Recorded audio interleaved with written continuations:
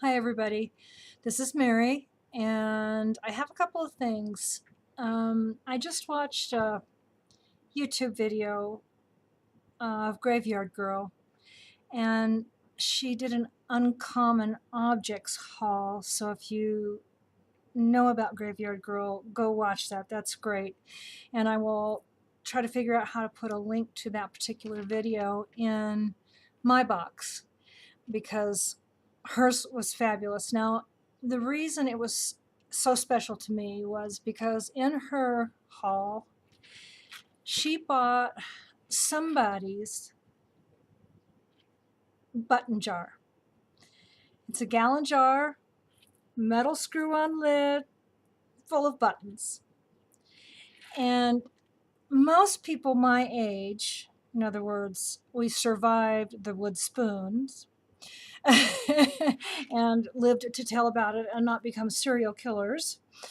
Um, their mothers usually had a button can sitting around for those buttons that fell off or, that type of mending.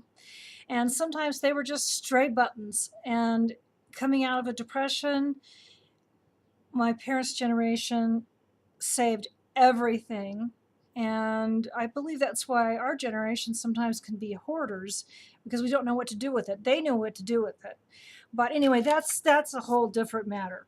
So her button jar, when I first saw it, the first thing I thought was my mother, who has passed away. She passed on Christmas Day last year, 2017, which would have been perfect for her. She, in her faith, God came and got her, and his son was born. And she had been afraid that God had forgotten her and that her husband may have forgotten her. But I knew different. Even though she was 93, she lived a full life. I knew Dad was waiting, and I knew that God had not forgotten her. But it was a perfect day for her to pass. It was quiet. It was Christmas Day. So anyway, but I was bequeathed her button jar. And now over the years, her button jar became a button tin because she could no longer hold on to that gallon button jar. So we found her a beautiful tin with grapes on it and whatever else was got on it. It's mostly grapes. And that was her button jar for years. Now since she bequeathed that to me, I have since moved her buttons and am she she would laugh at me. I am organizing her buttons. This is my button jar. And she laughed at me when I showed it to her. And she's probably still laughing at me because everything is sewn together by category and or in an envelope. But a true button jar, you just chuck them buttons in there.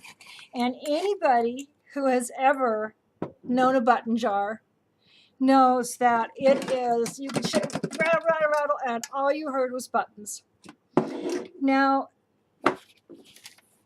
it brought Mom to mind, and it's such a fond feeling, and she will never leave me. I'm glad that God did not forget her because she was feeling low and she had some health problems, and it was time for her to go, and she knew it. But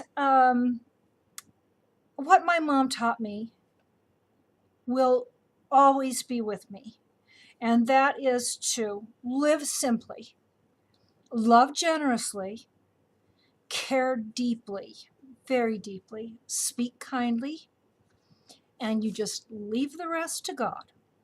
So that was her legacy to me and the button jar.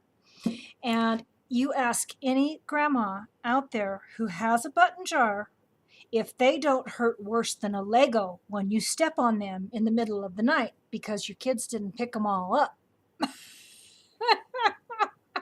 So I do have to admit, there was some curse words in the middle of the night that Mom probably let out with a few words that I wasn't supposed to hear. None of us were supposed to hear. But it's such a fond memory, and I'm going to try to get a remark put in that particular video for Bunny, just how special that particular video was to me, just because of the button jar. I mean, the rest of it was great, but that button jar just brought Mom back and reminded me of everything she stood for. Now, my brother, my older brother, by 4 years, wrote a little pamphlet. He had it processed himself. It's very, very old. I don't know if you can see the handprints, my greasy handprints. He had this made up for the family. We're all very into the genealogy, and this was passed around through the family. And I have kept this ever since he did it, and it's got a lot of stuff in it. But my most favorite, and the one that I felt